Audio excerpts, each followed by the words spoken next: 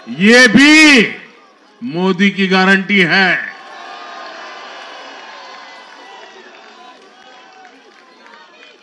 साथियों, आज जनता ने फिर एक बार कांग्रेस को कड़ा संदेश दिया है। दिल्ली के चुनाव में कांग्रेस ने 0 की डबल हैट्रिक लगाई है।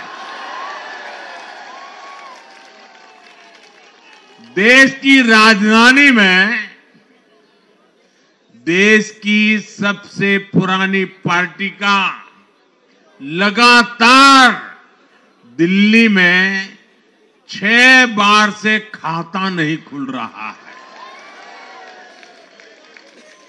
और ये लोग खुद को पराजय का गोल्ड मेडल देते फिर रहे हैं। सच्चाई ये है कि कांग्रेस पर देश बिल्कुल भरोसा करने के लिए तैयार नहीं है। पिछली बार मैंने कहा था कि कांग्रेस एक परजीवी पार्टी बन चुकी है। ये खुद तो डूबती है, अपने साथियों को भी डुबोती है। साथियों, कांग्रेस एक के बाद एक अपने सहयोगियों को खत्म कर रही है और इनका तरीका भी बड़ा मजेदार है। आज की कांग्रेस अपने सहयोगियों की जो भाषा है, जो उनके एजेंडा है, उसी को चुराने में लगी हुई है। उनके मुद्दे चुराती है, फिर उनके वोट बैंक में सेंध मारती है। यूपी में कांग्रेस उस वोट बैंक को छीनने की कोशिश कर रही है जिस पर समाजवादी पार्टी और बीएसपी अपना हक मानती थी। मुलायम सिंह जी इसको बराबर समझ गए थे।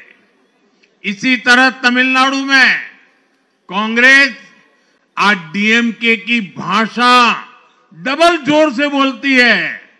उनको डीएमके के वोटर को लुभाना करके खुद की हैसियत बनानी है।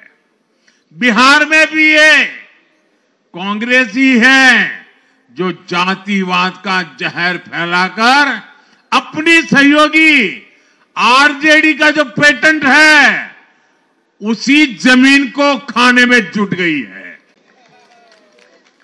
ठीक ऐसा ही हाल जम्मू कश्मीर, बंगाल में भी कांग्रेस ने अपने सहयोगियों का किया है।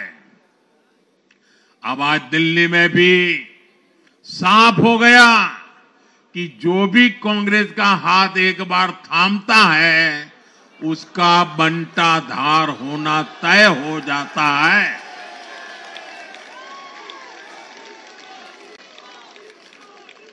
और जो राजनीति का अध्ययन करते हैं उनके लिए मैं आज एक काम छोड़ देता हूं। देखिए, इन्होंने 2014 के बाद 5 साल तक ये कोशिश की, हिंदू बनने की कोशिश की। मंदिरों में जाना, मालाएं पहनना, पूजा करना, भांति भांति की कोशिश की। उनको लगा कि ये करेंगे तो बीजेपी की वोट बैंक में हम सेंध मार करके कुछ ले आएंगे, लेकिन उनकी दाल गली नहीं। तो आपने देखा होगा पिछले कुछ वर्षों से उन्होंने वो रास्ता बंद कर दिया। उन्होंने माना कि ये भाजपा का क्षेत्र है, उसमें पैर नहीं डाल सकते। अब जाए तो जाए कहा, तो ये राज्यों की जो अलग अलग पार्टियां अलग अलग अपने मुद्दों पर जो अपनी जान चला रही हैं, अब उनकी नजरें उन पर है और इसलिए, और वो भी समझ गए होंगे, बोलते नहीं होंगे, समझ गए होंगे कि ये उनको ही खा रहे हैं। साथियों, इंडी गठबंधन के दल अब कांग्रेस का ये कैरेक्टर समझने लगे हैं। इंडी वालों को ये एहसास हो रहा है कि जिस वोट बैंक को उन्होंने कांग्रेस से छीना है, अब कांग्रेस उसे वापस पाने में जुटी है। इसलिए दिल्ली में हमने देखा, इंडी के ही दलों ने एकजुट होकर कांग्रेस को हैसियत बताने की कोशिश की, अपने वोट बैंक को रोकने की कोशिश की। ये मीडिया वालों को पता नहीं समय नहीं मिला, अब तो समय ही समय है उनके पास। इंडी गठबंधन पूरा दिल्ली में कांग्रेस के खिलाफ मैदान पे उतरा था, और फिर भी क्या हाल हुआ देखिए, दोनों तरफ। साथियों, वो कांग्रेस को रोकने में तो सफल रहे, लेकिन आपदा को बचाने में कामयाब नहीं हो पाए। साथियों, कांग्रेस का हाथ थामने वाले इसलिए भी बर्बाद हो रहे हैं क्योंकि आज कांग्रेस वो कांग्रेस नहीं है जो आजादी के आंदोलन के समय थी, जो आजादी के बाद कुछ दशकों तक थी। आज वो कांग्रेस नहीं है। आज कांग्रेस देश हित की नहीं, अर्बन नक्सलियों की राजनीति कर रही है। कांग्रेस के नेता जब कहते हैं वो भारत से लड़ रहे हैं, इंडियन स्टेट से लड़ रहे हैं, ये नक्सलियों की भाषा है। ये समाज में, देश में अराजकता लाने की भाषा है। और यहां दिल्ली में तो आपदा भी उसी अर्बन नक्सली सोच को ही आगे बढ़ा रही थी। कांग्रेस की यह अर्बन नक्सली सोच राष्ट्र की उपलब्धियों पर अटैक करती है। ये पूरी दुनिया में अपनी ही सोच का आर्थिक, सामाजिक और राजनीतिक निजाम लाना चाहती है। जब ये कांग्रेस में अर्बन नक्सलियों का डीएनए घुस गया है, तब ये कांग्रेस हर कदम पर बर्बाद हो रही है। साथियों, आज दिल्ली से मैं देश के नौजवानों से भी अपना एक आग्रह दोहराना चाहता हूं। मैंने 1 लाख नौजवानों को राजनीति में आगे आने के लिए कहा है।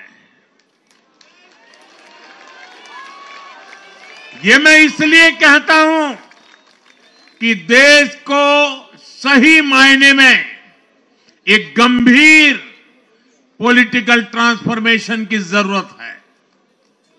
विकसित भारत को नई प्राण शक्ति की जरूरत है।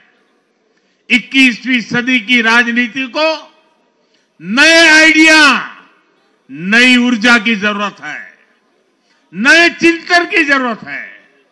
ये मैं इसलिए भी कह रहा हूं क्योंकि अगर अच्छे नौजवान बेटे बेटियां राजनीति में नहीं आएंगे तो ऐसे लोग राजनीति पर कब्जा कर लेंगे जो राजनीति में नहीं आने चाहिए।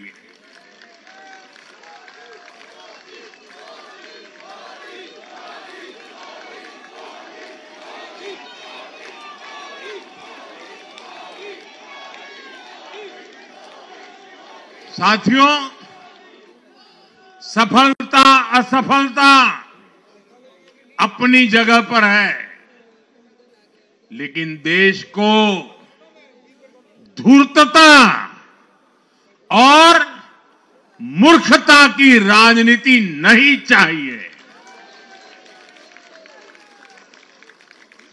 एक तरफ धूर्तता है तो दूसरी तरफ मूर्खता है।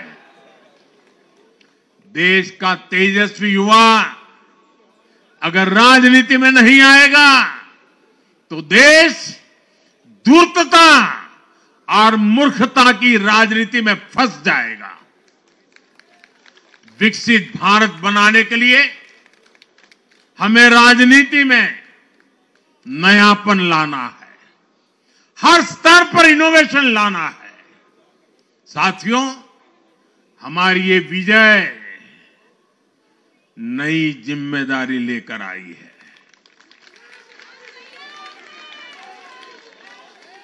भाजपा रिफॉर्म और परफॉर्म की गारंटी देती है और जब इसमें हर दिल्ली वासी जुड़ जाएगा तो ट्रांसफॉर्मेशन और तेज गति से आएगा।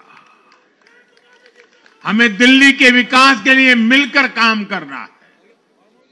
हम कंधे से कंधा मिलाकर चलेंगे। हम मिलकर दिल्ली को विकसित भारत की विकसित राजधानी बनाएंगे।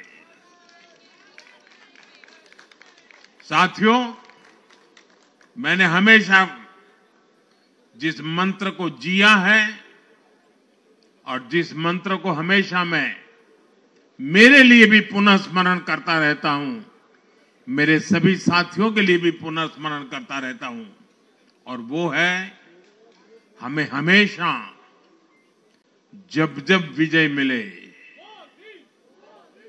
अपनी नम्रता को कभी छोड़ना नहीं है, अपने विवेक को कभी छोड़ना नहीं है, समाज सेवा के हमारे भाव को कभी छोड़ना नहीं है। हम सत्ता सुख के लिए नहीं, हम सेवा भाव से आए हुए लोग हैं। हम हमारी शक्ति समय सत्ता सुख में नहीं बर्बाद करेंगे, हम इस अवसर को सेवा के लिए ही खपा देंगे। और इसलिए साथियों, इस संकल्प के साथ हम आगे बढ़े।